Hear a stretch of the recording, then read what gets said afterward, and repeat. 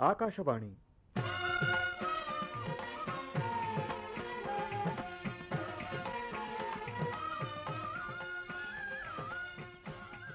ನಾಟಕ ಅಶೋಕ.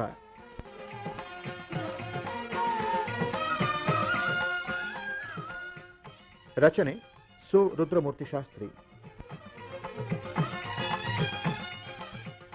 ನಿರ್ದೇಶನ ಬಿ.ವಿ. ಮೋಹನ್. ಕೇಳಿ ನಾಟಕ ಅಶೋಕ.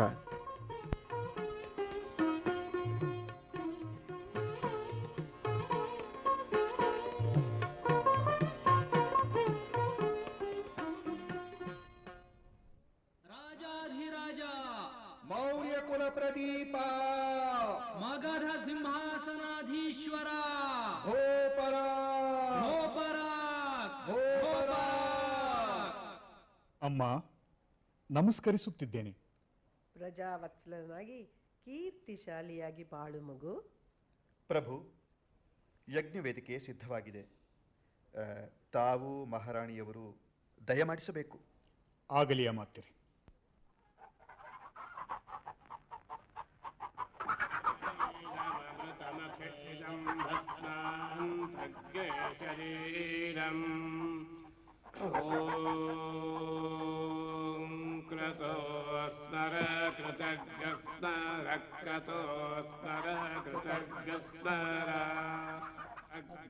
ದಯಮಾಡಿಸಿ ಪ್ರಭು. ಹೀಗೆ ಇಲ್ಲಿ ಈ ಪೀಠದ ಮೇಲೆ ಕುಳಿತುಕೊಳ್ಳಿ. ಪುರೋಹಿತರೇ, ಮುಂದುವರಿಸಿ.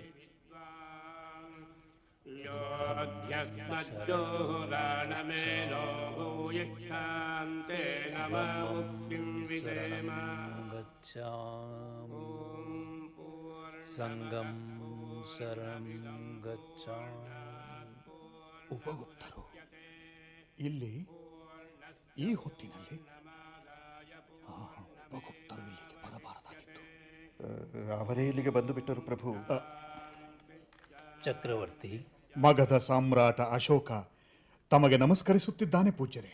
ಚಕ್ರವರ್ತಿ, ಈ ಪ್ರಾಣಿಗಳ ವಧೆಯನ್ನು ನಿಲ್ಲಿಸಲಾಗದೆ? ಹೇಗೆ ಸಾಧ್ಯ ಪೂಜ್ಯರೇ?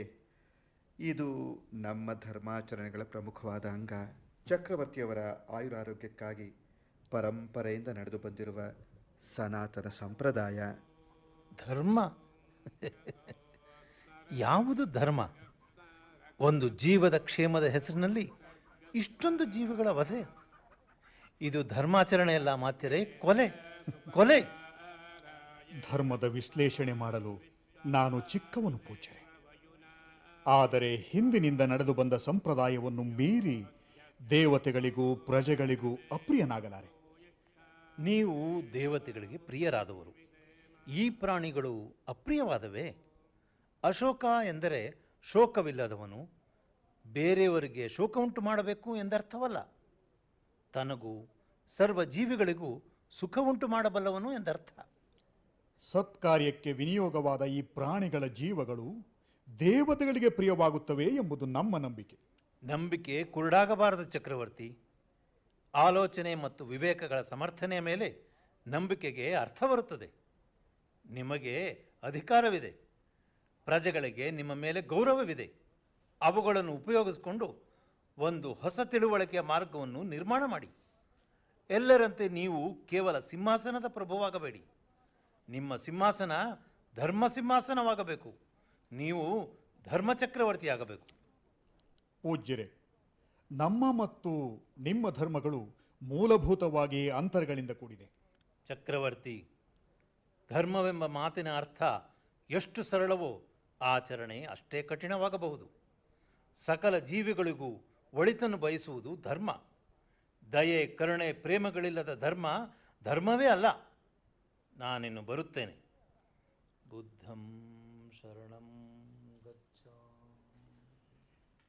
ಈ ಉಪಗುಪ್ತರು ಭೇಟಿಯಾದಾಗಲೆಲ್ಲ ನನ್ನ ಮನಸ್ಸನ್ನು ಕಲಕಿ ಹೋಗುತ್ತಾರೆ, ನನ್ನ ಬುದ್ಧಿಯ ದಿಕ್ಕು ತಪ್ಪಿಸುತ್ತಾರೆ. ಈ ಯಜ್ಞ ನಿಲ್ಲಿಸಿ ಬಿಡಲೆ. ಕ್ರಮ ತಪ್ಪಿದ್ದಕ್ಕಾಗಿ ದೇವತೆಗಳು ಮುನಿದರೆ, ಬಹುಸಂಖ್ಯಾತರಾದ ನನ್ನ ಪ್ರಜೆಗಳೇ ನನ್ನನ್ನು ತಿರಸ್ಕಾರದಿಂದ ನೋಡಿದರೆ? ಪ್ರಭು ಪ್ರಭು ಎಲ್ಲ ಕಾಯುತ್ತಿದ್ದಾರೆ. ಅಮಾತ್ಯರೇ, ಯಾವುದು ನಿಲ್ಲುವುದು ಬೇಡ, ಎಲ್ಲ ಕ್ರಮಬದ್ಧವಾಗಿ ನಡೆಯಲಿ.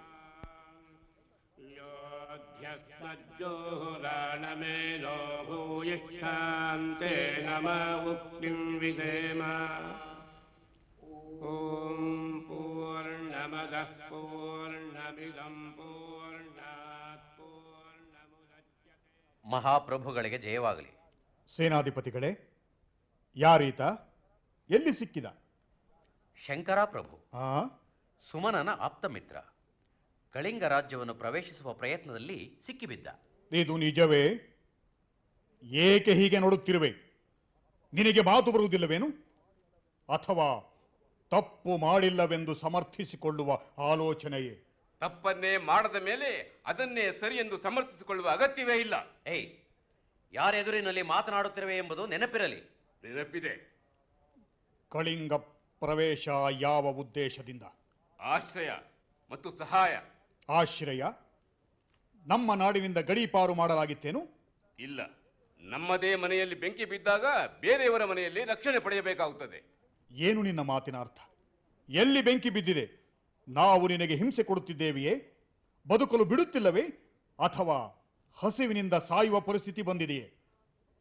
ಅಣ್ಣನನ್ನು ಕೊಂದು ಸಿಂಹಾಸನವೇರಿದ ಚಕ್ರವರ್ತಿಯ ಅನ್ಯಾಯಕ್ಕೆ ಮರ್ಯಾದೆ ಕೊಟ್ಟ ಈ ಜನ, ಈ ನಾಡು ನನ್ನ ಪಾಲಿಗೆ ಬೆಂಕಿಯ ಮನೆ. ಏನಂದೆ? ಶಂಕರ, ನಿನಗೆ ನಿಜವಾದ ವಿಷಯ ತಿಳಿದಿಲ್ಲ. ಸುಮನ ಸಾಯದಿದ್ದರೆ ನಾನು ಉಳಿಯುತ್ತಿರಲಿಲ್ಲ. ನೋಡು, ನಿನ್ನ ಮಿತ್ರನನ್ನು ಕೊಂದು ನನ್ನ ಪ್ರಾಣವನ್ನು ಉಳಿಸಿದ ನನ್ನ ಪ್ರಾಣ ಮಿತ್ರ ವಜ್ರದೇಹ ಇಲ್ಲಿಯೇ ಇದ್ದಾನೆ. ನಿನ್ನ ಮನಸ್ಸಿಗೆ ಶಾಂತಿ ದೊರಕುವುದಾದರೆ ಅವನನ್ನು ಕೊಂದುಬಿಡು. ಕೊಲ್ಲಲು ಕಾರಣವಾದ ನನ್ನದೇ ಅಪರಾಧವೆನಿಸಿದರೆ ನನ್ನನ್ನೇ ಕೊಂದುಬಿಡು. ಬೇಕಾದರೆ ಇಬ್ಬರನ್ನೂ ಕೊಂದುಬಿಡು. ತೆಗೆದುಕೋ ಈ ಖಡ್ಗವನ್ನು. ವಜ್ರ, ಅವನನ್ನು ತಡೆಯಬೇಡ, ಹೋಗಲು ಬಿಡು. ಪ್ರಭು.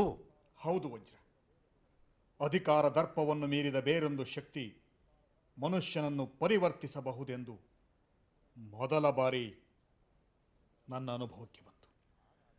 ಪ್ರಭು, ಆಗಾಗ ನಿಮ್ಮ ವರ್ತನೆ ಒಗಟಿನಂತೆ ಕಾಣುತ್ತದೆ ಪ್ರಭು. ಇದು ಒಗಟಲ್ಲ ವಜ್ರ, ಸರಳ ಸತ್ಯ. ತನ್ನ ಸ್ವಂತ ಪ್ರಾಣ ಭಯ ಇನ್ನೊಂದರ ಪ್ರಾಣವನ್ನು ತೆಗೆಯಬಹುದು. ಆ ಪ್ರಾಣ ಭಯವನ್ನು ಬಿಟ್ಟಾಗ ತನ್ನ ಪ್ರಾಣ, ಆ ಇನ್ನೊಂದು ಪ್ರಾಣ ಎರಡೂ ಉಳಿಯುವ ಪವಾಡವನ್ನು ನಾನಿಂದು ಕಣ್ಣಾರೆ ಕಂಡೆ. ಪ್ರಭು, ಉಪಗುಪ್ತರ ಶಿಷ್ಯನೊಬ್ಬ ಈ ಪತ್ರವನ್ನು ಕೊಟ್ಟು ಹೋದ. ಹೌದೇ? ಕೊಡಿಲಿ. ಓಹ್, ಏನು ವಿಷಯ ಪ್ರಭು? ಏಕೆ ಮಂಕಾದಿರಿ? ಯಾವುದರ ಬಗ್ಗೆ ಸಂದೇಹವಿತ್ತು ಅದು ನಿಜವಾಗುತ್ತಿದೆ ವಜ್ರ. ನನ್ನ ತಮ್ಮ ವಿರತಾಶೋಕ ಭಿಕ್ಷು ದೀಕ್ಷೆ ತೆಗೆದುಕೊಳ್ಳುತ್ತಿದ್ದಾನೆ. ಇದು ತುಂಬಾ ಅನ್ಯಾಯ ಪ್ರಭು. ಅವನಿಗೆ ಇದೇ ನ್ಯಾಯ. ಅವನನ್ನು ಸಂಸಾರಿಯನ್ನಾಗಿ ಮಾಡಬೇಕೆಂದು ಅಮ್ಮ ಎಷ್ಟು ಕಷ್ಟಪಟ್ಟಳು. ಈಗ ಅವಳು ಎಷ್ಟು ಸಂಕಟ ಪಡುತ್ತಾಳೋ ಏನೋ. ಉಜ್ಜಯಿನಿಯಲ್ಲಿ ನೀವು ಪ್ರೀತಿಸಿ ವಿವಾಹವಾದ ದೇವಿಯವರು ವಿದಿಶಾನಗರದಲ್ಲಿ ಎದ್ದು ಬಿಟ್ಟರು. ಹೌದು ವಜ್ರ, ಬೌದ್ಧ ಧರ್ಮೀಯಳಾದ ಅವಳಿಗೆ ಯಾವ ಲೌಕಿಕ ಆಸೆಗಳೂ ಇಲ್ಲ. ರಾಜನ ಮಕ್ಕಳಾದರೂ ಮಹೇಂದ್ರ ಮತ್ತು ಸಂಘಮಿತ್ರ ಅವಳ ಇಚ್ಛೆಯ ಸರಳ ಜೀವನಕ್ಕೆ ಒಗ್ಗಿ ಹೋಗಿದ್ದಾರೆ. ಇಷ್ಟವಿಲ್ಲದಿದ್ದರೂ ಬೇರೆ ಪಟ್ಟದ ರಾಣಿಯನ್ನು ವಿವಾಹ ಮಾಡಿಕೊಳ್ಳಬೇಕಾಯಿತು. ಮಹಾರಾಣಿ ಅಸಿಂಧಿಮಿತ್ರ ತನಗೆ ಸಂತಾನವಾಗಲಿಲ್ಲವೆಂದು ಕಾರುವಾಕಿ ಮತ್ತು ಪದ್ಮಾವತಿಯರನ್ನು ವಿವಾಹ ಮಾಡಿಸಿದರು. ಓಹ್, ಈ ವ್ಯಾಮೋಹಗಳ ಸರಪಳಿ ಇನ್ನು ಉದ್ದವಾಗುತ್ತಲೇ ಇದೆ ವಜ್ರ. ಅದೆಲ್ಲ ಸಹಜವೇ. ಅದಕ್ಕೆ ನೀವೇಕೆ ಚಿಂತಿಸಬೇಕು ಮಹಾಪ್ರಭು? ಇಷ್ಟರಲ್ಲೇ ಅರಮನೆಯಲ್ಲಿ ನಿಮ್ಮ ಉತ್ತರಾಧಿಕಾರಿ ಜನ್ಮ ತಾಳುವನಲ್ಲ, ಅದೇ ನಮಗೆ ಸಂತೋಷ. ಆ ಸಂತೋಷಕ್ಕೆ ವಿರತನ ಸನ್ಯಾಸದ ಸುದ್ದಿ ಭಂಗ ತಂದಿದ ವಜ್ರ. ಸುಖ ದುಃಖ ಎರಡೂ ಬದುಕಿನ ಅವಿಭಾಜ್ಯ ಅಂಗಗಳೇ ಪ್ರಭು. ಹೌದು, ಆದರೆ ಎರಡನ್ನೂ ಸಮಾನ ಮನೋಧರ್ಮದಿಂದ ಸ್ವೀಕರಿಸುವುದು ಮಾತ್ರ ಕಷ್ಟ.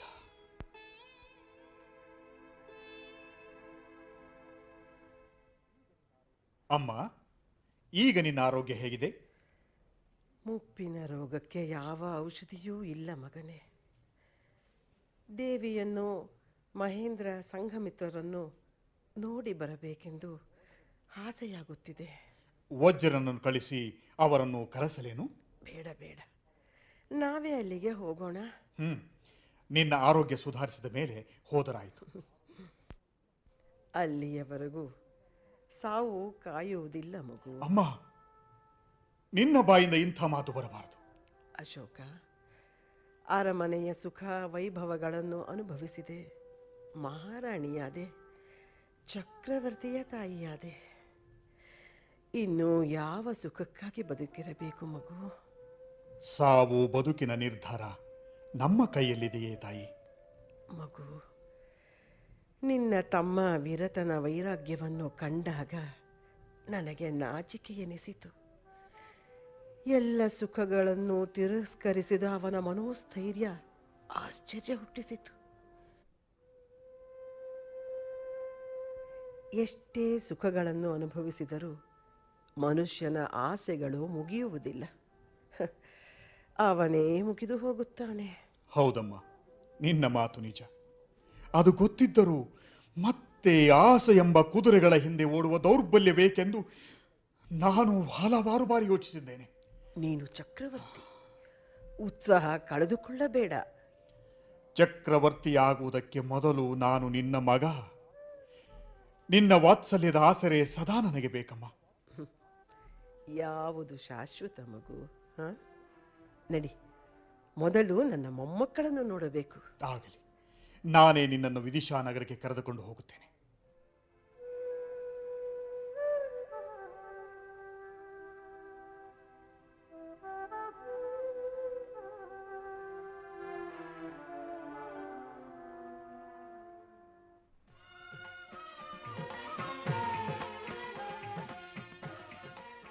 ಪ್ರಭು, ಸಂತೋಷದ ಸುದ್ದಿ.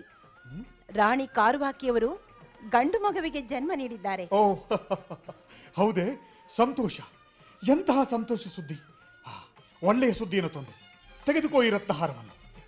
ಪ್ರಭು, ಮಹಾರಾಣಿಯವರು ನಿಮಗಾಗಿ ನಿರೀಕ್ಷೆ ಮಾಡುತ್ತಿದ್ದಾರೆ. ಇದೋ ಅಲ್ಲಿಗೆ ಹೊರಟೆ. ಓ ಅಮಾತ್ಯರು, ಬನ್ನಿ ಬನ್ನಿ.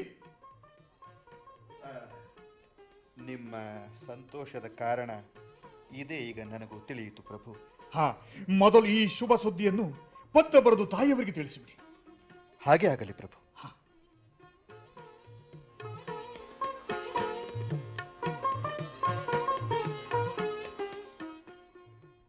ಮಹಾರಾಣಿ, ಬನ್ನಿ ಪ್ರಭು, ಬನ್ನಿ. ನೋಡಿ, ಈ ಪೋರ ನಿಮ್ಮ ರೂಪನ್ನೇ ಹೊತ್ತು ಹುಟ್ಟಿದ್ದಾನೆ. ಪ್ರಭು, ಅಮಾತ್ಯರು ಬಾಗಿಲಲ್ಲಿ ಕಾದಿದ್ದಾರೆ. ಒಳಗೆ ಬರಮಾಡು. ಅಮಾತ್ಯರೇ, ತಾಯಿಯವರಿಗೆ ಪತ್ರ ಕಳಿಸಿದ್ರಲ್ಲ? ಇಲ್ಲ ಪ್ರಭು. ಕಾರಣ? ನಾವು ಕಳಿಸುವುದಕ್ಕೆ ಮೊದಲೇ ಅಲ್ಲಿಂದ ಪತ್ರ ಬಂದಿದೆ, ತೆಗೆದುಕೊಳ್ಳಿ.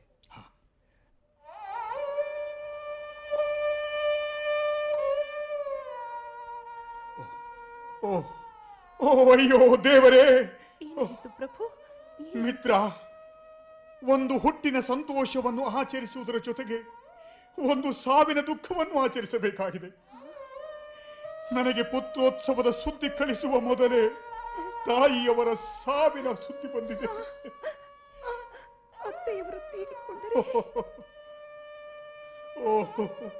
ಪೂರ್ಣ ಸಂತೋಷ ಈ ಜಗತ್ತಿನಲ್ಲಿ ಇಲ್ಲವೇ ಇಲ್ಲವೇನೋ? ಸುಖ ದುಃಖದ ಸಾಗರವನ್ನು ದಾಟಿದ ಬುದ್ಧ ಮಹಾತ್ಮನಾದ. ಆದರೆ ನಾನು ಮಹಾತ್ಮನಲ್ಲ. ತನ್ನ ಅಪರಿಮಿತ ವಾತ್ಸಲ್ಯದಿಂದ ನನ್ನ ಬದುಕನ್ನು ರೂಪಿಸಿದ ಆ ತಾಯಿಯ ಅಗಲಿಕೆಯ ನೋವನ್ನು ನುಂಗುವುದು ಕಷ್ಟವಾಗುತ್ತಿದೆ ಮಿತ್ರ, ಕಷ್ಟವಾಗುತ್ತಿದೆ. ಸಮಾಧಾನ ಮಾಡಿಕೊಳ್ಳಿ, ಸಮಾಧಾನ.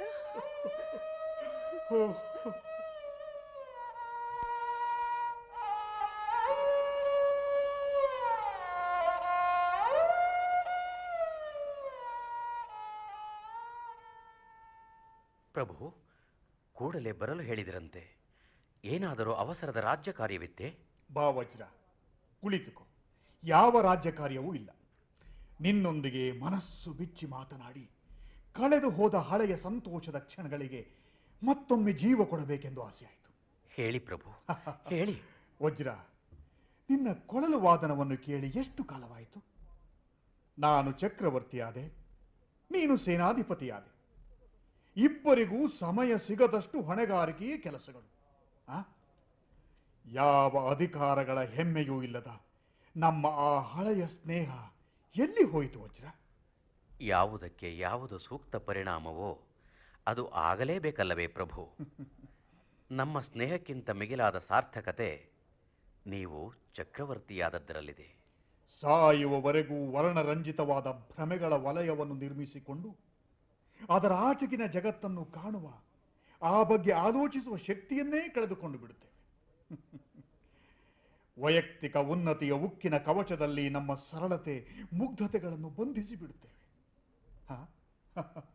ವಜ್ರ, ನಮ್ಮಿಬ್ಬರನ್ನೇ ನೋಡು. ಮೊದಲು ನೀನು ಎಷ್ಟು ಪ್ರೀತಿಯಿಂದ ಅಶೋಕ ಎಂದು ನನ್ನ ಹೆಸರು ಹಿಡಿದು ಕೂಗಿ ನಿನಗಾಗಿ ನಾನು ಕಾತರಗೊಳ್ಳುವಂತೆ ಮಾಡುತ್ತಿದ್ದೆ. ಈಗ ನೀನು ಪ್ರಭು ಎಂದು, ನಾನು ಸೇನಾಧಿಪತಿಗಳೇ ಎಂದು ಕೃತಕವಾಗಿ ಸಂಬೋಧಿಸಬೇಕು. ಆ ಸ್ನೇಹ ವಿಶ್ವಾಸಗಳು ಮನಸ್ಸಿನಲ್ಲಿ ಇದ್ದೇ ಇರುತ್ತವೆ ಪ್ರಭು. ಮಣ್ಣಿನ ಆಳದಲ್ಲಿ ಮುಚ್ಚಿ ಹೋಗಿರುವ ಅಮೂಲ್ಯವಾದ ನಿಧಿ ವ್ಯಕ್ತವಾಗದಿದ್ದರೆ ಏನು ಪ್ರಯೋಜನ? ಆ ನಿಧಿಯನ್ನು ಮತ್ತೆ ಪಡೆಯಲಾರದಂತೆ ಕಳೆದುಕೊಂಡಿದ್ದೇವೆ ವಜ್ರ. ಇಷ್ಟೆಲ್ಲ ಗಂಭೀರವಾಗಿ ಆಲೋಚಿಸುವುದರ ಕಾರಣವಾದರೂ ಏನು ಪ್ರಭು? ಕಾರಣ ಎಲ್ಲಕ್ಕೂ ಒಂದಲ್ಲ ಒಂದು ಕಾರಣವಿರುತ್ತದೆ, ಅಥವಾ ಕಾರಣದೊಡನೆಯೇ ಎಲ್ಲವೂ ನಡೆಯಬೇಕೆಂದಿಲ್ಲ. ನಿಮ್ಮ ಮಾತು ನನಗೆ ಅರ್ಥವಾಗಲಿಲ್ವೇ? ಮನುಷ್ಯನಿಗೆ ಎಲ್ಲವೂ ಅರ್ಥವಾಗುವುದೇ ಇಲ್ಲ. ಕೇವಲ ಅರ್ಥದ ಛಾಯೆಯಷ್ಟರಿಂದಲೇ ಎಲ್ಲ ತಿಳಿದುಕೊಂಡಿದ್ದೇನೆಂದು ಸುಳ್ಳು ಸಮಾಧಾನದಿಂದ ಬದುಕುತ್ತಾನೆ.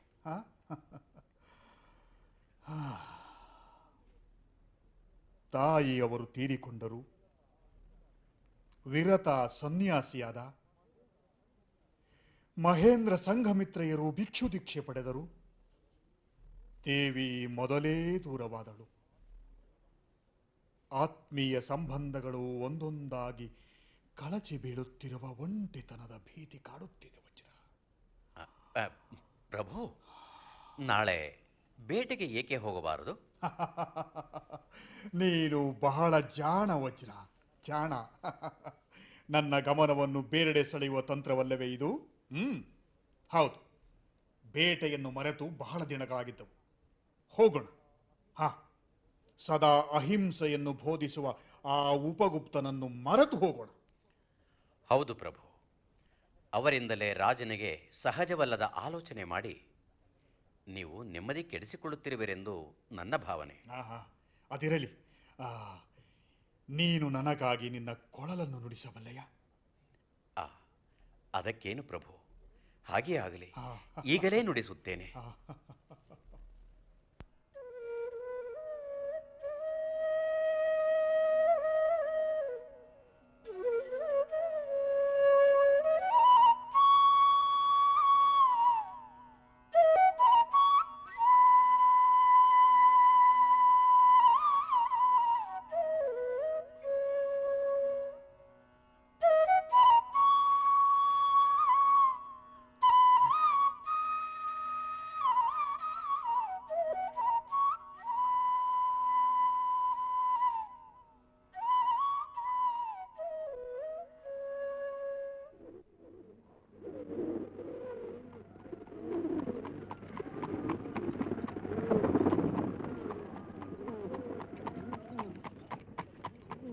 ಬಹಳ ದಿನಗಳ ಮೇಲೆ ಈ ಬೇಟೆಯ ವಿನೋದ ಅಲ್ಲವೇ ಪ್ರಭು? ಇಷ್ಟು ದಿನ ಮರೆತಿದ್ದೆನಲ್ಲ ಎಂದು ಪಶ್ಚಾತ್ತಾಪವಾಗುತ್ತಿದೆ.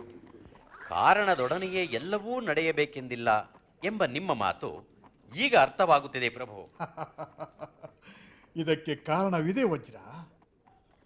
ಮೊದಲನೆಯದು, ಶಿಲೆಯನ್ನು ಗಾಳಿಯ ಹಾಗೆ ಚೇತನದಾಯಕವಾಗಿ ಮಾಡಬಲ್ಲ ಆ ನಿನ್ನ ಕೊಳಲಗಾನ. ಇನ್ನೊಂದು, ಕಿರಿಯ ರಾಣಿ ಪದ್ಮಾವತಿ ತಾಯಿಯಾಗಲಿರುವ ಸಂತೋಷದ ವಿಷಯ.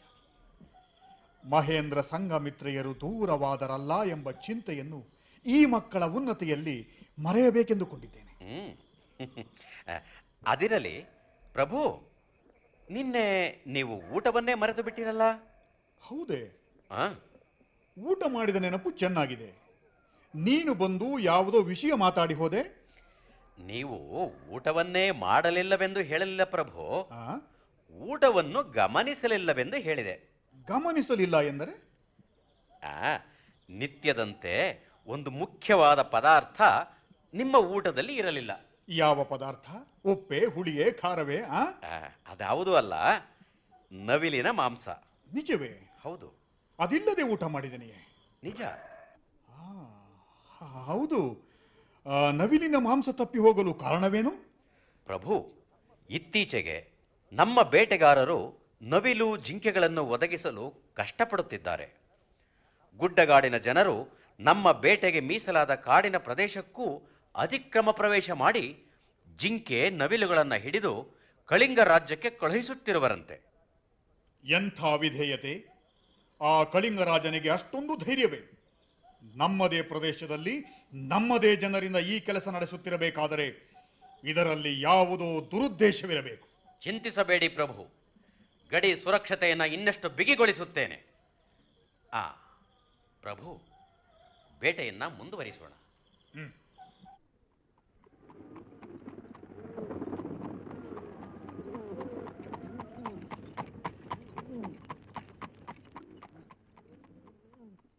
ಬಹಳ ದಿನಗಳ ನಂತರ ಬೇಟೆಗೆ ಹೋದೆ. ಆದರೆ ಅದು ಭೀಭತ್ಸ ದೃಶ್ಯವೊಂದನ್ನು ಹೃದಯದಲ್ಲಿ ನೆಟ್ಟು ಬಿಟ್ಟಿತು. ನಾನು ಬಿಟ್ಟ ಬಾಣವೊಂದು ಜಿಂಕೆಯ ಸುಂದರವಾದ ಒಂದು ಕಣ್ಣಿನ ಮೂಲಕ ಹಾದು ಇನ್ನೊಂದು ಕಣ್ಣಿನಲ್ಲಿ ಬಂದಿತ್ತು. ಆ ರಾಕ್ಷಸಿ ಕೃತ್ಯವನ್ನು ನಾನೇ ಮಾಡಿದೆನೆಂದಾಗ ಹೃದಯ ನಡುಗಿ ಹೋಯಿತು. ವಜ್ರ ಕಳಿಂಗದ ಗಡಿಯಲ್ಲಿ ಅಕ್ರಮ ಬೇಟೆಗಾರರ ನೆಲೆಗಳನ್ನು ಧ್ವಂಸ ಮಾಡಿ ಜಯಶಾಲಿಯಾಗಿ ಬಂದ. ಆದರೆ ಆ ಕಾರ್ಯಾಚರಣೆಯಲ್ಲಿ ಸತ್ತ ಸೈನಿಕರ ಶವಗಳನ್ನು ನೋಡಿದಾಗ ಮನಸ್ಸು ಸಂಕಟದಿಂದ ತಳಮಳಿಸಿತು. ವಿರಕ್ತಿಯ ಮೂಲಕ ಸಾಧಿಸಬೇಕಾದ ಉದಾತ್ತತೆಯನ್ನು ರಾಜನಾಗಿದ್ದುಕೊಂಡೇ ಸಾಧಿಸಬೇಕೆಂದುಕೊಂಡ ನನ್ನ ಆದರ್ಶ ಎಲ್ಲಿ ಹೋಯಿತು? ನೋವು ಸಂಕಟಗಳಿಲ್ಲದ, ಹಿಂಸೆ ಇಲ್ಲದ, ಧರ್ಮನಿಷ್ಠವಾದ ಉನ್ನತ ನೈತಿಕ ಸಾಮ್ರಾಜ್ಯವನ್ನು ರೂಪಿಸುವುದು ನನ್ನಿಂದ ಸಾಧ್ಯವಾಗಲಾರದೆ. ಕೇವಲ ಉಪದೇಶಗಳ ಮೂಲಕ ಪ್ರಯತ್ನಿಸಿದರೆ 1000 ವರ್ಷಗಳಾದರೂ ಸಾಧ್ಯವಾಗುವುದಿಲ್ಲ. ಉಪಗುಪ್ತರ ಸಲಹೆಯಂತೆ ಚಕ್ರವರ್ತಿಯ ಅಧಿಕಾರವನ್ನು ಬಳಸಿ ಶಾಸನ ಮಾಡಿದರೆ ಹೇಗೆ? ಆದರೆ ಅದನ್ನು ಮೆಚ್ಚುವರು ಬಹಳ ಕಡಿಮೆ ಜನರಿರುತ್ತಾರೆ. ರಾಜನ ಅಧಿಕಾರ ವೈಯಕ್ತಿಕ ಬದುಕನ್ನು ನಿಯಂತ್ರಿಸಲು ಪ್ರಯತ್ನಿಸಿದಾಗ ಜನ ದಂಗೆ ಏಳಬಹುದು.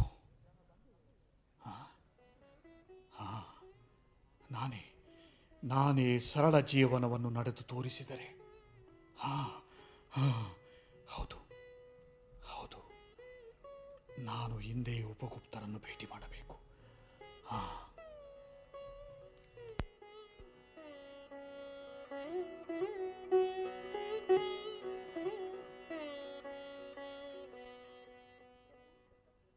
ಪ್ರಭು, ನಮ್ಮಿಂದ ಪತ್ರ ತೆಗೆದುಕೊಂಡು ಹೋದ ದೂತನನ್ನ ಕಳಿಂಗರಾಜ ವಧಿಸಿದ್ದಾನೆ.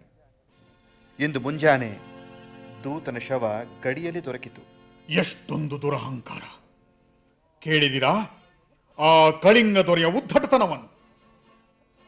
ನಮ್ಮ ಶತ್ರುವನ್ನು ಮೊಳಕೆಯಲ್ಲೇ ಕಿತ್ತು ಬಿಸಾಕದೆ ತಪ್ಪು ಮಾಡಿದಂತಾಯಿತು. ಹಿಂದೆ ಸುಮನನಿಗೆ ಸಹಾಯ ಮಾಡುವ ನೆಪದಲ್ಲಿ ಮಗಧ ಸಾಮ್ರಾಜ್ಯವನ್ನು ಕಬಳಿಸುವ ಪ್ರಯತ್ನ ಮಾಡಿದ. ಅದನ್ನು ಕ್ಷಮಿಸಲಾಯಿತು. ನಮ್ಮ ಗಿರಿಜನರನ್ನು ಒಳಗು ಮಾಡಿಕೊಂಡು ನಮ್ಮ ಕಾಡಿನ ಜಿಂಕೆ ನವಿಲುಗಳನ್ನು ಸಾಗಿಸುವ ಪ್ರಯತ್ನ ಮಾಡಿದ. ಅದನ್ನು ಕ್ಷಮಿಸಲಾಯಿತು. ಈಗ ಎಚ್ಚರಿಕೆಯ ಪತ್ರವನ್ನು ತೆಗೆದುಕೊಂಡು ಹೋದ ದೂತನನ್ನೇ ವಧಿಸಿದ್ದಾನೆ. ಇನ್ನು ಅವನು ಯಾವ ಕ್ಷಮೆಗೂ ಅರ್ಹನಲ್ಲ. ಸೇನಾಧಿಪತಿಗಳೇ, ಸೇನೆ ಸಜ್ಜಾಗಲಿ, ಕಳಿಂಗದತ್ತ ಹೊರಡಲಿ. ವಜ್ರನ ತಂದೆ ಗಜದೇವರು ನಮ್ಮ ಸೇನೆಯ ಸರ್ವ ಸೇನಾಧಿಪತ್ಯವನ್ನು ವಹಿಸಿಕೊಳ್ಳಲಿ.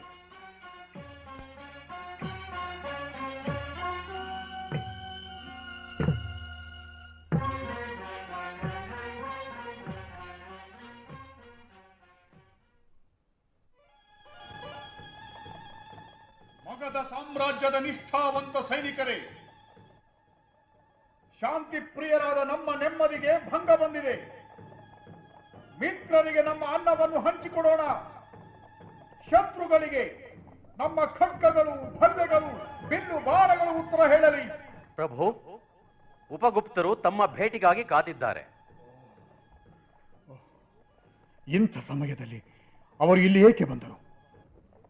ಅವರ ಅಹಿಂಸೆಯ ಉಪದೇಶ ನನ್ನ ಮನಸ್ಸನ್ನು ಕಲಕದಂತೆ ನೋಡಿಕೊಳ್ಳಬೇಕು. ಪೂಜ್ಯರಿಗೆ ಪ್ರಣಾಮಗಳು. ಚಕ್ರವರ್ತಿ, ಕೆಲವು ದಿನಗಳಿಂದ ನಾನು ಆಶ್ರಮದಲ್ಲಿರಲಿಲ್ಲ. ಬಂದ ಕೂಡಲೇ ಯುದ್ಧ ಘೋಷಣೆಯ ವಿಷಯ ತಿಳಿದು ಓಡೋಡಿ ಬಂದೆ. ನಾನು ಕೇಳಿದ ಸುದ್ದಿ ಸುಳ್ಳಾಗಬಾರದೆ ಎಂದು ಹಾರೈಸುತ್ತಾ ಬಂದೆ.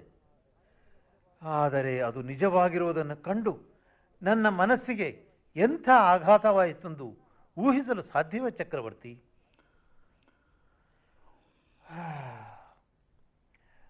ಬುದ್ಧನ ಕರುಣೆ, ಅವನ ಅಹಿಂಸೆ. ಪೂಜ್ಯರೇ, ನಾನು ಬುದ್ಧನಲ್ಲ, ವಿರಕ್ತನಲ್ಲ, ಬೌದ್ಧ ಧರ್ಮೀಯನೂ ಅಲ್ಲ. ನಾನೊಬ್ಬ ಚಕ್ರವರ್ತಿ. ನನ್ನ ವೈಯಕ್ತಿಕ ಧರ್ಮ ಬೇರೆಯೇ ಆದರೂ ನನಗೆ ರಾಜಧರ್ಮವೇ ಮುಖ್ಯವಾಗುತ್ತದೆ. ರಾಜಧರ್ಮ? ರಾಜಧರ್ಮ, ಬೌದ್ಧ ಧರ್ಮ, ಇನ್ನೊಂದು ಧರ್ಮ, ಹೀಗೆ ಧರ್ಮವನ್ನು ತುಂಡು ತುಂಡು ಮಾಡುವ ಪ್ರಯತ್ನವೇಕೆ ಚಕ್ರವರ್ತಿ? ಗಾಳಿಯನ್ನು ಬೇರೆ ಬೇರೆ ಜನರಿಗೆ ಬೇರೆ ಬೇರೆ ಎಂದು ವಿಭಾಗ ಮಾಡುವುದು ಸಾಧ್ಯವೇ? ಆಕಾಶವನ್ನು, ಸೂರ್ಯಚಂದ್ರರನ್ನು ತುಂಡು ತುಂಡು ಮಾಡಿ ಹಂಚಲು ಸಾಧ್ಯವೇ? ಧರ್ಮ ಗಾಳಿಯಂತೆ, ಆಕಾಶದಂತೆ, ಸೂರ್ಯಚಂದ್ರರಂತೆ ಅದು ಎಲ್ಲರದು. ನಿಜವಾದ ಧರ್ಮ ಮಾನವ ಧರ್ಮ. ಬುದ್ಧನ ಧರ್ಮ ಕೆಲವು ಜನರದಲ್ಲ, ಸರ್ವ ಮಾನವರದು. ತಾನು, ತನ್ನದು, ತನ್ನವರು ಅಪಾಯಕ್ಕೆ ಸಿಲುಕಿರುವಾಗ ಯಾವುದೂ ಗಣನೆಗೆ ಬರುವುದಿಲ್ಲ ಪೂಜ್ಯರೇ. ಪ್ರಾಣವೇ ಆಪತ್ತಿನಲ್ಲಿರುವಾಗ ಧರ್ಮ ಜಿಜ್ಞಾಸೆ ಮಾಡುವ ವ್ಯಕ್ತಿಯ ಅಸ್ತಿತ್ವವೇ ಇರುವುದಿಲ್ಲ. ಹಾಗಾದರೆ ಈ ಯುದ್ಧವನ್ನು ಸಮರ್ಥಿಸಿಕೊಳ್ಳಲು ಹೊರಟಿದ್ದೀರಿ? ಇಬ್ಬರು ರಾಜರ ದ್ವೇಷಕ್ಕಾಗಿ ಅಸಂಖ್ಯಾತ ನಿರಪರಾಧಿಗಳ ಕೊಲೆ ಮಾಡಲು ಹೊರಟಿದ್ದೀರಿ? ನಾವು ನಮ್ಮ ನೆಲದ ಮಾನ ಮರ್ಯಾದೆಗಳನ್ನು ರಕ್ಷಿಸಲು ಹೊರಟಿದ್ದೇವೆ. ಪ್ರಜೆಗಳ ರಕ್ಷಣೆಯ ಹೊಣೆ ಹೊತ್ತ ರಾಜ ಯುದ್ಧ ಮಾಡುವುದು ಅನಿವಾರ್ಯ. ನಮ್ಮ ನೆಲ, ಅದರ ಮಾನ ಮರ್ಯಾದೆ, ಪ್ರಜೆಗಳಿಗೆ ರಾಜ, ರಾಜನಿಗೆ ಪ್ರಜೆ, ಅದಕ್ಕಾಗಿ ಯುದ್ಧ. ಎಷ್ಟೊಂದು ಭ್ರಾಂತಿಗಳ ಸರಪಳಿ! ಕೋಟಿ ತಪ್ಪುಗಳಾದರೂ ಅದನ್ನು ಸಮರ್ಥಿಸಿಕೊಳ್ಳಲು ಅದಕ್ಕಿಂತ 10 ಪಟ್ಟು ನೆವಗಳಿರುತ್ತವೆ. ಆದರೆ ತಪ್ಪನ್ನು ತಪ್ಪೆಂದು ಒಪ್ಪಿಕೊಳ್ಳಲು, ಅದನ್ನು ತಿದ್ದಿಕೊಳ್ಳಲು ತೆರೆದ ಮನಸ್ಸು ಬೇಕು, ನಿಷ್ಕಳಂಕವಾದ ಹೃದಯ ಬೇಕು. ನಿಮ್ಮ ಪ್ರಜೆಗಳಿಗಾಗಿ ಇನ್ನೊಂದು ಪ್ರಜೆಗಳ ವಧೆ ಮಾಡುವುದು ನ್ಯಾಯವೇ ಚಕ್ರವರ್ತಿ? ಯುದ್ಧವೆಂದ ಮೇಲೆ ಸಾವು ನೋವುಗಳು ಅನಿವಾರ್ಯ. ಆ ಕಳಿಂಗ ದೊರೆ ನಮ್ಮ ಸೈನಿಕರನ್ನು, ದೂತನನ್ನು ವಧಿಸಿದ್ದಾನೆ. ಅವನು ವಧಿಸಿದ್ದಾನೆ, ನೀವು ವಧಿಸಲು ಹೊರಟಿದ್ದೀರಿ. ನಾಯಿ ಬೊಗಳಿತೆಂದು ಆನೆಯೂ ಬೊಗಳಬೇಕೆ? ದ್ವೇಷದ ದಾರಿ ಪಾಪಗಳತ್ತ ಒಯ್ಯುತ್ತದೆ, ಪ್ರೀತಿಯ ದಾರಿ ಶಾಂತಿಯ ನೆಲೆಯನ್ನು ತೋರಿಸುತ್ತದೆ.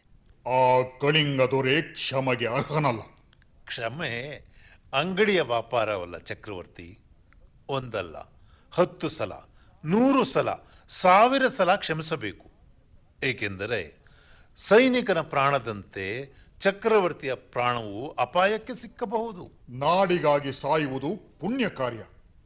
ಗೆದ್ದರೆ ಗೌರವ, ಸತ್ತರೆ ವೀರ ಸ್ವರ್ಗ. ಸ್ವರ್ಗವನ್ನು ಯಾರು ಕಂಡಿದ್ದಾರೆ? ಇರುವ ಬದುಕನ್ನು ಅನುಭವಿಸದೆ ಕಾಣದ ಸ್ವರ್ಗದ ಸುಳ್ಳು ಆಸೆಯಿಂದ ಪ್ರಾಣಗಳನ್ನು ಬೆಲೆಯಿಲ್ಲದಂತೆ ನೀಗಿಕೊಳ್ಳುವುದು ಮೂರ್ಖತನ. ನೀವು ಏನೇ ಹೇಳಿ ಪೂಜ್ಯರೇ, ಈ ಯುದ್ಧ ನಡೆಯುತ್ತದೆ. ಆಗಲಿ ಚಕ್ರವರ್ತಿ, ನಡೆಯಲಿ. ಸುಡುವ ಬಿಸಿಲಿನ ಬೇಗೆಯು ಋತುಮಾನಗಳಲ್ಲಿ ಒಂದಾಗಿ ಬರುತ್ತದೆ. ಆದರೆ ನೆನಪಿರಲಿ, ಬುದ್ಧನಿಗೆ ಶರಣಾಗಿ ನಡೆಯಿರಿ, ಧರ್ಮಕ್ಕೆ ಶರಣಾಗಿ ನಡೆಯಿರಿ.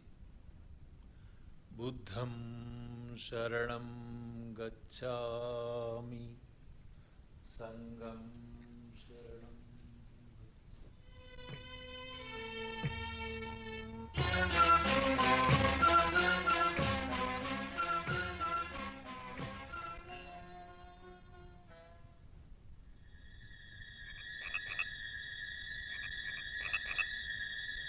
ಏಕೆ ವಜ್ರ? ನಿದ್ರೆ ಬರಲಿಲ್ಲವೇ?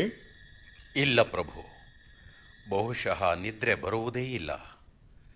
ಯುದ್ಧ ಮುಗಿದು ನೀವು ಜಯಶಾಲಿಗಳಾಗಿ ರಾಜಧಾನಿಯನ್ನು ಸೇರುವವರೆವಿಗೂ ನಿದ್ರೆ ಬಾರದಿದ್ದರೆ ಒಳ್ಳೆಯದು ಪ್ರಭು. ವಜ್ರ, ನುಡಿಸದೆ ಕೊಳಲನ್ನು ಕೈಯಲ್ಲಿ ಹಿಡಿದು ಏಕೆ ಸುಮ್ಮನಿರುವೆ? ಯುದ್ಧ ರಂಗದಲ್ಲಿ ಆಯುಧಗಳ ಠಣತ್ಕಾರ ತುಂಬಬೇಕಾದ ಸನ್ನಿವೇಶದಲ್ಲಿ ಕೊಳಲ ದನಿ ವಿಹಿತವಾಗುವುದೋ ಇಲ್ಲವೋ ಎಂಬ ಅನುಮಾನದಿಂದ ಸುಮ್ಮನಿದ್ದೇನೆ ಪ್ರಭು. ಅನುಮಾನವೇಕೆ? ನುಡಿಸು ವಜ್ರ. ಚಿಂತಾಭಾರದಿಂದ ಕುಸಿಯುತ್ತಿರುವ ನನ್ನ ಮನಸ್ಸು ನಿನ್ನ ಕೊಳಲ ದನಿಯನ್ನು ಕೇಳಿಯಾದರೂ ಸಮಾಧಾನಗೊಳ್ಳಲಿ. ಆಗಲಿ ಆಗಲಿ ಪ್ರಭು, ನಿಮ್ಮ ಮನಸ್ಸಿಗೆ ಸಮಾಧಾನವಾಗುವಂತಿದ್ದರೆ ಖಂಡಿತವಾಗಿಯೂ ನಾನು ನುಡಿಸುತ್ತೇನೆ.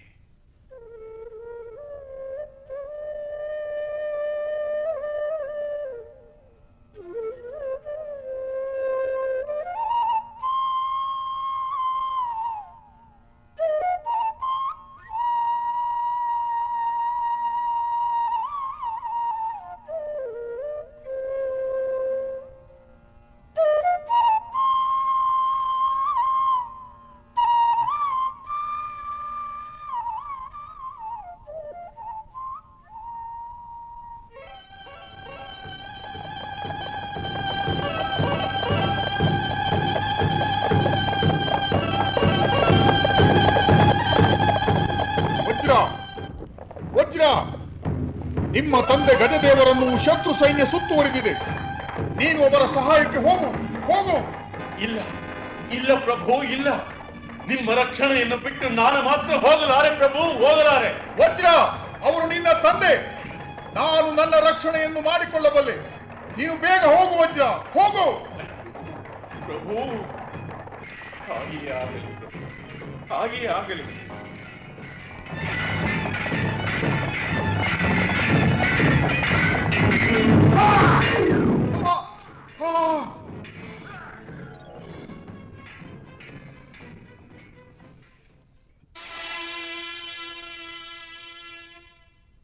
ನಾನು ಇದ್ದಿದ್ದರೆ ನಿಮಗೆ ಹೀಗಾಗಲು ಬಿಡುತ್ತಿರಲಿಲ್ಲ ಪ್ರಭು. ನೀವೇ ನನ್ನನ್ನು ದೂರ ಕಳಿಸಿದಿರಿ. ಓಹ್, ಯುದ್ಧ ಮಾಡಲೆಂದೇ ಬಂದಿರುವಾಗ ಈ ಸಣ್ಣ ಗಾಯಕ್ಕೆ ಆತಂಕ ಪಡುವುದೇ? ಮಗು, ಹೋಗು, ಸ್ವಲ್ಪ ಹೊತ್ತು ಮಲಗಿ ವಿಶ್ರಾಂತಿ ಪಡೆ. ನಮ್ಮ ಪ್ರಭುಗಳನ್ನು ನೋಯಿಸಿದ ಆ ಕಳಿಂಗ ದೊರೆಯನ್ನು ವಧಿಸುವವರೆವಿಗೂ ನನಗೆ ನಿದ್ದೆ ಇಲ್ಲ. ಓಹ್, ನನ್ನ ಮಗನ ಹಠಾತ್ ಸ್ವಭಾವ ನನಗೆ ಗೊತ್ತು. ನಾಳೆ ಅವನು ಕಳಿಂಗ ದೊರೆಯನ್ನು ಕೊಲ್ಲುವ ಪ್ರಯತ್ನ ಮಾಡಿಯೇ ಮಾಡುತ್ತಾನೆ. ಹುಚ್ಚು ಆವೇಶದಲ್ಲಿ ಆಪತ್ತನ್ನು ಎಲ್ಲಿ ತಂದುಕೊಳ್ಳುವನೋ ಏನೋ.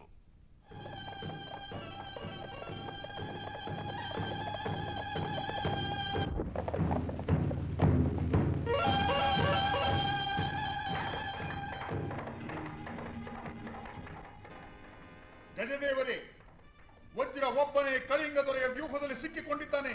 ಹೋಗಿ. ಓ, ಆ ವ್ಯೂಹ ಬೇಯಿಸುವುದು ಬಹಳ ಕಷ್ಟ. ಓ, ಬನ್ನಿ, ನಾವು ಅವನ ಸಹಾಯಕ್ಕಾಗಿ ಧಾವಿಸೋಣ. ಬನ್ನಿ ಬನ್ನಿ.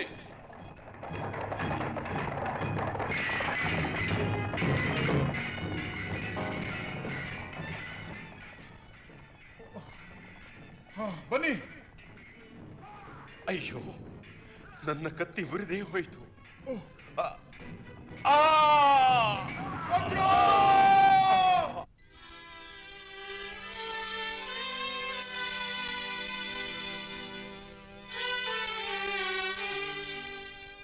ವಜ್ರ, ಬಾಲ್ಯದಿಂದಲೂ ಪ್ರಾಣಮಿತ್ರನಾಗಿ, ನಿಷ್ಠಾವಂತ ಸೇವಕನಾಗಿ, ಹೆಜ್ಜೆ ಹೆಜ್ಜೆಗೂ ಸಹಾಯಕನಾಗಿ ನನ್ನ ಬದುಕಿನ ಅವಿಭಾಜ್ಯ ಅಂಗವಾಗಿದ್ದ ನೀನು ನನ್ನನ್ನು ಬಿಟ್ಟು ಹೊರಟು ಹೋದಯ. ಅತ್ತರೆ ಸತ್ತವರ ಹಿಂದಕ್ಕೆ ಬರುವುದಿಲ್ಲ ಪ್ರಭು. ನನ್ನಿಂದ ನಿಮ್ಮ ಮಗ ವಿನಾಕಾರಣ ಪ್ರಾಣ ಕಳೆದುಕೊಳ್ಳಬೇಕಾಯಿತು. ವಿನಾಕಾರಣ ಎಂದು ಹೇಳಬೇಡಿ ಪ್ರಭು. ನನ್ನ ಮಗ ಸ್ವಾಮಿ ನಿಷ್ಠೆಯಲ್ಲಿ ನನ್ನನ್ನು ಮೀರಿಸಿ ನನಗಿಂತ ಮೊದಲೇ ಪ್ರಾಣಾರ್ಪಣೆ ಮಾಡಿದ ಪ್ರಭು. ಒಬ್ಬನೇ ಮಗನನ್ನು ಕಳೆದುಕೊಂಡರು ಸ್ವಾಮಿ ನಿಷ್ಠೆಯ ಮಾತಾಡುವ ನಿಮ್ಮ ಮುಂದೆ ನಾನು ಅತಿ ಸಣ್ಣವನು ಗಜದೇವರೇ. ಯುದ್ಧದ ಕ್ರೂರ ನಿಯಮ ಪ್ರಭು. ಸಾವು ಮುಖ್ಯವಲ್ಲ. ಯಾವ ಉದಾತ್ತ ಉದ್ದೇಶಕ್ಕೆ ಸತ್ತನೆಂಬುದೇ ಮುಖ್ಯ. ನನ್ನ ಮಗ ಸತ್ತು ಎಲ್ಲರ ಗೌರವಕ್ಕೂ ಪಾತ್ರನಾದ. ಪ್ರಭು, ಈಗ ನೀವು ಸ್ವಲ್ಪ ನಿದ್ದೆ ಮಾಡಿ. ಇಲ್ಲ ಗಜದೇವರೇ, ನನ್ನ ಮಿತ್ರನ ಸಾವಿನ ಸೇಡನ್ನು ನಾಳೆ ತೀರಿಸಿಕೊಳ್ಳಲೇಬೇಕು.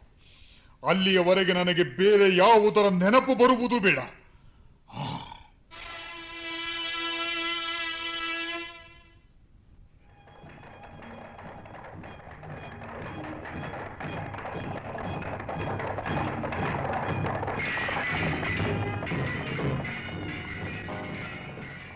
ಪ್ರಭು, ಪ್ರಭು, ಎಚ್ಚರ, ಎಚ್ಚರ! ಗಜದೇವರೇ, ನೀವು ಚಿಂತಿಸಬೇಡಿ. ಇಂದು ಕಳಿಂಗ ದೊರೆಯ ಬದುಕಿನ ಕೊನೆಯ ದಿನ. ಪ್ರಭು, ಪ್ರಭು, ಈ ಕಡೆ ಬನ್ನಿ. ಆ ಕಡೆ ಶತ್ರು ಸೇನೆ ಬರುತ್ತದೆ. ಬರಲಿ, ಬರಲಿ. ವಜ್ರನ ಸಾವಿಗೆ ಇಂದು ಕಳಿಂಗ ಸೇನೆಯ ಮಾರಣ ಹೋಮ ನಡೆಸುತ್ತೇನೆ, ಮಾರಣ ಹೋಮ ನಡೆಸುತ್ತೇನೆ.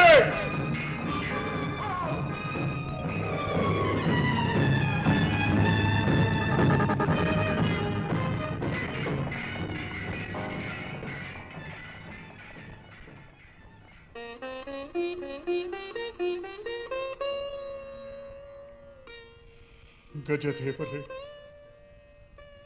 ಸಮಾಧಾನ ಹೇಳಲು ನನ್ನಲ್ಲಿ ಮಾತುಗಳಿಲ್ಲದ ಗಜದೇವರು. ಕ್ಷಮಿಸಿ ಪ್ರಭು, ತಂದೆಯ ಸಂಕಟವನ್ನು ತಡೆದುಕೊಳ್ಳಲಾಗುವುದಿಲ್ಲ. ಪ್ರಾಣ ಮಿತ್ರನನ್ನು ಕಳೆದುಕೊಂಡ ನನ್ನ ಸಂಕಟವೇ ಇಷ್ಟು ತೀವ್ರವಾಗಿರುವಾಗ ಹೆತ್ತ ಮಗನನ್ನು ಕಳೆದುಕೊಂಡ ತಂದೆಗೆ ದುಃಖ ಇನ್ನೆಷ್ಟು ತೀವ್ರವಾಗಿರಬಹುದೆಂದು ನನಗೆ ಅರ್ಥವಾಗುತ್ತದೆ ಗಜದೇವರೇ. ಪ್ರಭು, ಈ ಯುದ್ಧವೆಂಬುದನ್ನು ಮಾಡಿದವರು ಯಾರು? ಮನುಷ್ಯ ಮನುಷ್ಯನನ್ನು ಕೊಲ್ಲುವ ಈ ಕ್ರೂರ ಕರ್ಮವನ್ನು ಮೊದಲು ಆರಂಭಿಸಿದ ಪಾಪಿಗಳು ಮನುಷ್ಯರಲ್ಲ ಪ್ರಭು, ಮನುಷ್ಯರಲ್ಲ. ಕ್ಷಮಿಸಿ ಪ್ರಭು, ಬಹುಶಃ ನನ್ನ ವೃದ್ಧಾಪ್ಯ ನನ್ನಿಂದ ಈ ಮಾತನ್ನು ಆಡಿಸುತ್ತಿದೆ. ಇಲ್ಲ ಗಜದೇವರೇ, ಇಲ್ಲ. ನನ್ನ ಮನಸ್ಸಿನಲ್ಲೂ ಅಂತಹದೇ ಯೋಚನೆ ಬರುತ್ತಿದೆ. ವೃದ್ಧಾಪ್ಯವನ್ನು ಮುಟ್ಟುವ ಮೊದಲೇ ಸತ್ತು ಹೋದ ಲಕ್ಷಾಂತರ ಸೈನಿಕರ ತಂದೆ, ತಾಯಿ, ಹೆಂಡತಿ, ಮಕ್ಕಳ ಮನಸ್ಸು ಹೀಗೆ ಆಲೋಚಿಸುತ್ತಿರಬಹುದು. ಹೌದು, ಹೌದು. ಎಂತಹ ಶುಭ್ರವಾದ ಬೆಳದಿಂಗಳು. ಈ ದಿನ ಪೂರ್ಣಿಮೆಯೇ? ಹೌದು ಪ್ರಭು, ಬುದ್ಧ ಪೂರ್ಣಿಮೆ. ಬುದ್ಧ ಪೂರ್ಣಿಮೆಯೇ? ಅಹಿಂಸಾ ಮೂರ್ತಿಯಾದ ಬುದ್ಧನ ಜನ್ಮದಿನದಂದು ಸಾವಿರ ಸಾವಿರ ಸಂಖ್ಯೆಯ ಜೀವಗಳನ್ನು ಬಲಿಗೊಟ್ಟ ನನ್ನ ಶೌರ್ಯ ಬಹುದೊಡ್ಡದಲ್ಲವೇ ಗಜದೇವರೇ, ಬಹುದೊಡ್ಡದಲ್ಲವೇ?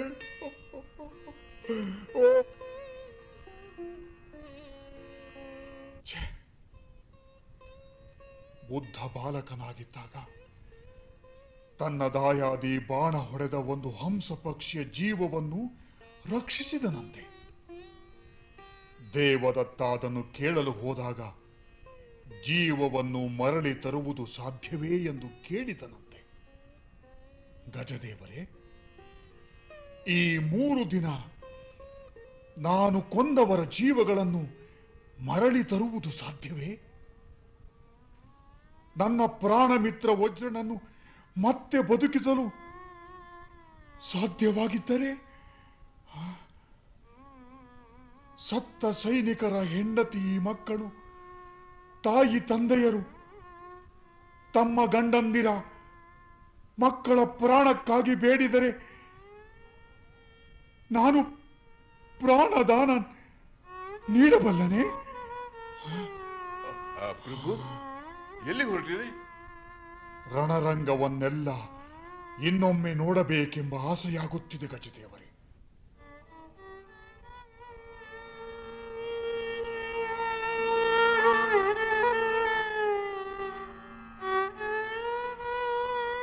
ಅಮ್ಮ, ಅಮ್ಮ, ನೀರು, ನೀರು, ನೀರು, ನೀರು, ನೀರನ್ನು ತಂದಿದ್ದೇನೆ, ತೆಗೆದುಕೋ, ತೆಗೆದುಕೋ ನೀರನ್ನು. ನೀನು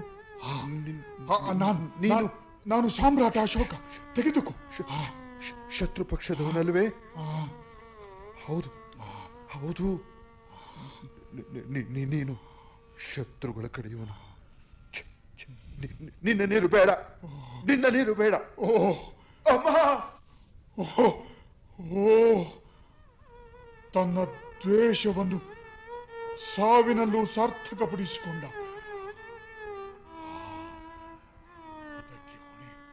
ಇದಕ್ಕೆ ಹೊಣೆ ನಾನೇ ಅಲ್ಲವೇ?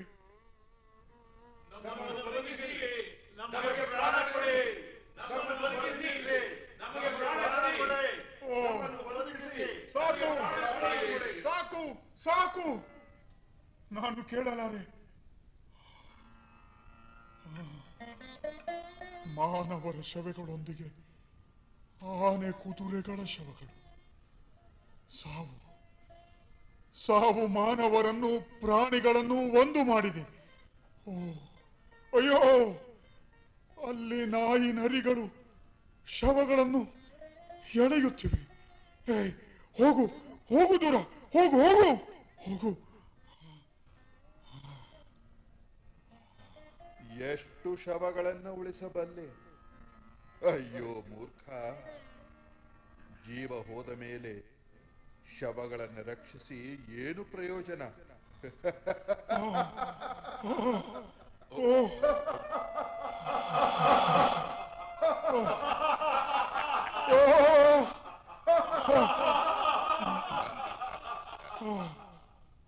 ಪ್ರಭು, ಒಂಟಿಯಾಗಿ ಇಲ್ಲೇಕೆ ಬಂದಿರಿ?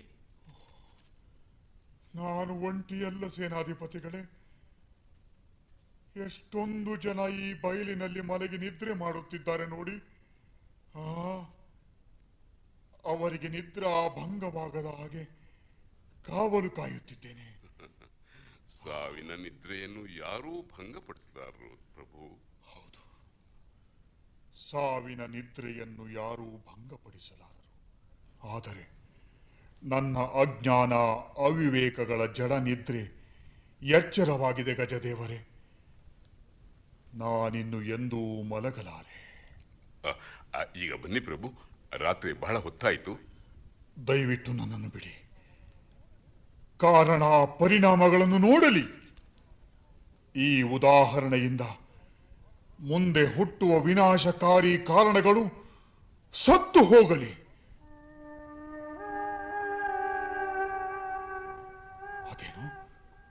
ಅದೇನು ಅಷ್ಟೊಂದು ದೀಪಗಳು? ಸತ್ತವರ ಆತ್ಮಗಳು ಜ್ಯೋತಿಗಳಾಗಿ ಸ್ವರ್ಗಕ್ಕೆ ಹೋಗುತ್ತಿದೆಯೇನು? ಪ್ರಭು, ಅವು ಪಂಜುಗಳು ಪ್ರಭು. ಕಳಿಂಗದ ಪ್ರಜೆಗಳು ತಮ್ಮವರ ಶವಗಳನ್ನು ಹುಡುಕಲು ಬಂದಿರಬೇಕು. ಬನ್ನಿ ಬನ್ನಿ, ನಾವು ಅತ್ತ ಹೋಗೋಣ. ಬನ್ನಿ. ಬೇಡ ಪ್ರಭು, ಬೇಡ. ಹೃದಯ ಹಿಂಡುವ ಆ ಗೋಳನ್ನು ನೋಡಿದರೆ ನೀವು ಸ್ಥೈರ್ಯ ಕಳೆದುಕೊಳ್ಳುತ್ತೀರಿ ಪ್ರಭು. ಸ್ಥೈರ್ಯ? ವಜ್ರನ ಸಾವಿನೊಂದಿಗೆ ನನ್ನ ಚಕ್ರವರ್ತಿಯ ಸ್ಥೈರ್ಯ ಕರಗಿ ಹೋಯಿತು. ನಾನು ಸಾಮಾನ್ಯನಾಗುತ್ತಿದ್ದೇನೆ, ಮಾನವನಾಗುತ್ತಿದ್ದೇನೆ. ಆದರೂ ಪ್ರಭು, ಆ ದುಃಖ, ಆ ನೋವುಗಳನ್ನು ಎಲ್ಲವನ್ನು ನೋಡಬೇಕು. ದುಃಖ, ನೋವು, ಕಣ್ಣೀರು, ಆ ನೋವಿನ ಸಹಸ್ರ ಮುಖಗಳನ್ನು ವಿವರವಾಗಿ ಕಂಡುಬಿಡಬೇಕು. ನನ್ನ ಅಜ್ಞಾನ, ಆವೇಶ, ದುರಾಸೆಗಳು ನಿರ್ಮಿಸಿದ ಈ ಅಭಿನವ ನರಕದ ಸಂದು ಗೊಂದಿಗಳನ್ನೆಲ್ಲ ಸಂದರ್ಶಿಸಬಿಡಬೇಕು. ಹೇಗೆ ಗೊತ್ತೇ? ನಾನು ಕಾಣುತ್ತಿರುವ ಈ ನೋವುಗಳೆಲ್ಲ ಲೋಕದಲ್ಲಿ ಕಡೆಯ ಬಾರಿ ಆಗಬೇಕು. ಇನ್ನೆಂದೂ ಇಂಥ ಅಪರಾಧಗಳು ಸಂಭವಿಸಬಾರದು. ಹೌದು, ಸಂಭವಿಸಬಾರದು. ಪ್ರಭು, ಬೆಳಕಾಗುತ್ತಿದೆ. ನಾವು ರಾಜಧಾನಿಗೆ ಹೋಗಬೇಕು. ಬನ್ನಿ ಪ್ರಭು.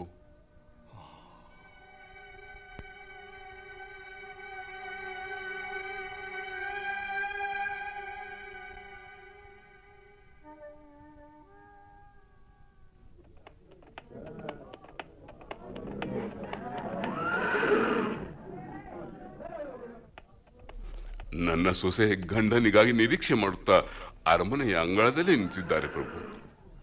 ನನ್ನ ಹೃದಯ ನಡುಗುತ್ತಿದೆ ಗಜದೇವರೇ.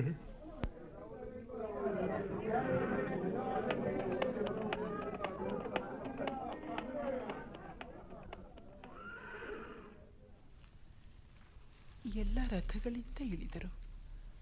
ಆದರೆ ನನ್ನ ಸ್ವಾಮಿಯಲ್ಲಿ ಅವರೆಲ್ಲಿ ಹೋದರು? ಯಾರ ಶವ ಅವರು ಹೊತ್ತು ತರುತ್ತಿರುವುದು? ಇಲ್ಲಿಗೆ ತರುತ್ತಿದ್ದಾರಲ್ಲ, ಮುಖ ಮುಚ್ಚಿದೆ, ಎಲ್ಲ ಮಂಕಾಗಿದ್ದಾರೆ. ಬಟ್ಟೆ ಸರಿಸಿ ನೋಡಿಯೇ ಬಿಡುತ್ತೇನೆ. ಅಯ್ಯೋ ಅಯ್ಯೋ, ಇದೇನಾಗಿ ಹೋಯಿತು ಸ್ವಾಮಿ? ಹೇಳಿ ಹೇಳಿ, ನನ್ನತ್ತ ನೋಡಿ. ಪ್ರಭು, ನನ್ನ ಗಂಡನ ಪ್ರಾಣವನ್ನು ಎಲ್ಲಿ ಬಚ್ಚಿಟ್ಟಿದ್ದೀರಿ? ದಯವಿಟ್ಟು ತಂದು ಕೊಡಿ. ಇವರಿಲ್ಲದೆ ನಾನು ಬದುಕಲಾರೆ. ನಾನು ವಿಧವೆಯಾಗುತ್ತೇನೆ. ನನ್ನ ಮಕ್ಕಳು ತಪ್ಪಲಿಗಳಾಗುತ್ತಾರೆ. ನಿಷ್ಠೆಯಿಂದ ನಿಮ್ಮ ಸೇವೆ ಮಾಡಿದವರಿಗೆ ನೀವು ಕೊಡುವ ಬಹುಮಾನ ಇದೇನು? ಮಗಳೇ, ಸಮಾಧಾನ ತಂದುಕೋ. ನಿನ್ನ ಗಂಡ ವೀರಸ್ವರ್ಗ ಸೇರಿದ್ದಾನೆ. ವೀರಸ್ವರ್ಗ? ನಮ್ಮನ್ನು ಇಲ್ಲಿ ಗೋಳಾಡಲು ಬಿಟ್ಟು ಆ ಸ್ವರ್ಗದಲ್ಲಿ ಅವರೇನು ಮಾಡುತ್ತಾರೆ? ನಮ್ಮನ್ನು ಅಲ್ಲಿಗೆ ಕಳಿಸಿಬಿಡಿ. ನಿನ್ನಂತೆ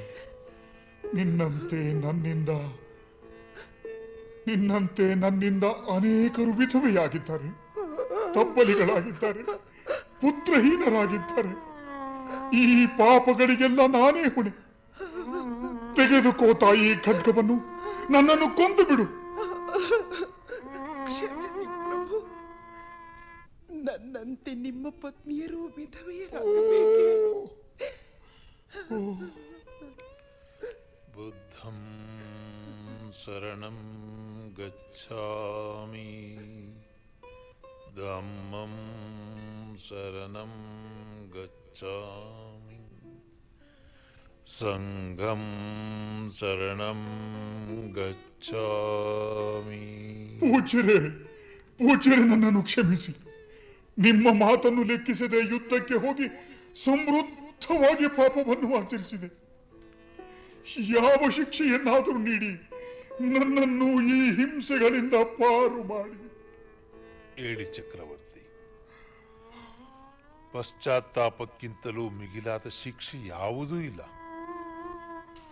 ದ್ವೇಷ, ಕ್ರೌರ್ಯ, ಸ್ವಾರ್ಥಗಳ ಮೂಲಕ ಏನೆಲ್ಲ ಆಚರಿಸಿದರೂ ಅದರಿಂದ ದುಃಖ ಮಾತ್ರವೇ ಎಂಬುದು ನಿಮ್ಮ ಅರಿವಿಗೆ ಬಂದಿದೆ.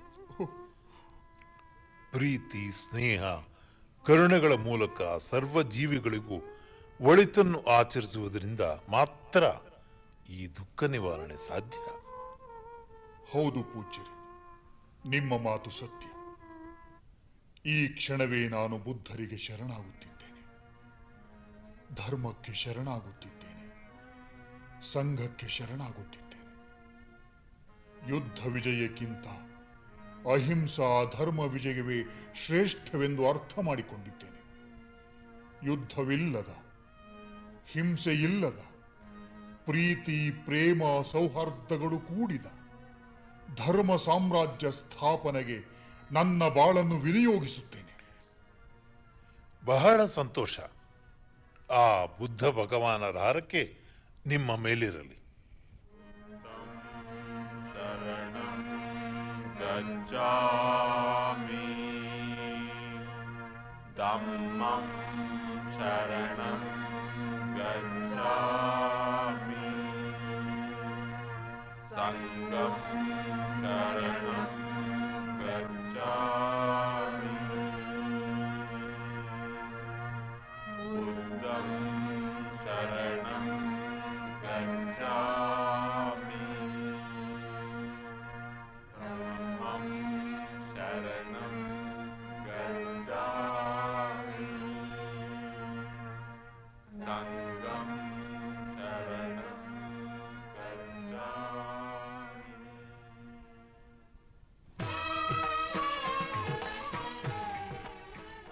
ಅಶೋಕ ನಾಟಕ ಕೇಳಿದಿರಿ. ರಚನೆ ಸು ರುದ್ರಮೂರ್ತಿ ಶಾಸ್ತ್ರಿ ಅವರದು. ಮುಖ್ಯ ಪಾತ್ರ ವರ್ಗದಲ್ಲಿ ಬಿ.ವಿ. ರಾಜಾರಾಮ್, ಅಶ್ವತ್ಥನಾರಾಯಣ ರಾವ್, ಎಚ್.ಎಸ್. ಶಿವಕುಮಾರ್, ಟಿ.ಜಿ. ಬಾಲಕೃಷ್ಣ, ಭಾರ್ಗವಿ ನಾರಾಯಣ್ ಮತ್ತು ಎಸ್. ಸತ್ಯವತಿ.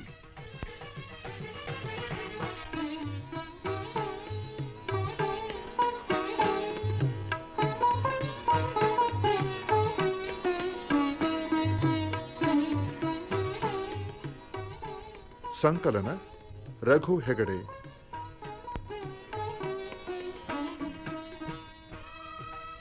ನಿರ್ದೇಶನ ಬಿ.ವಿ. ಮೋಹನ್.